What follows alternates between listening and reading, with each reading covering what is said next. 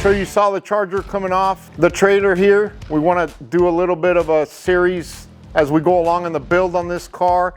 And I'm going to let you guys know I want to do something different for all you guys that are really working on your cars at home. You know, that reality, you're not spending $200,000-$300,000 or more on a top restoration shop, right? So as we go along on, on this build, I'm going to show you guys, again, you home guys, how you could do this by yourself at home in your garage.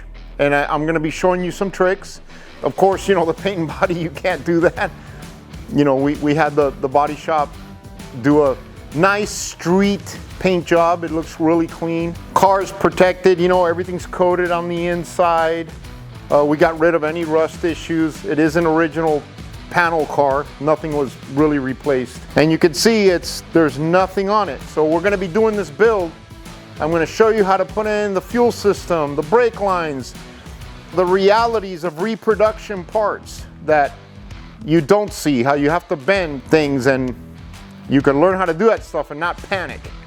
This was an original air conditioning car, but it's just kind of in there after they painted it. We're gonna tear that out, put vintage air in it.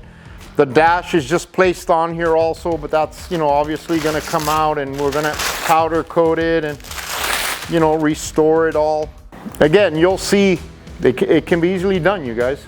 And I'm gonna show you this by yourself, not by 6-7 guys working on the car. And that's not realistic.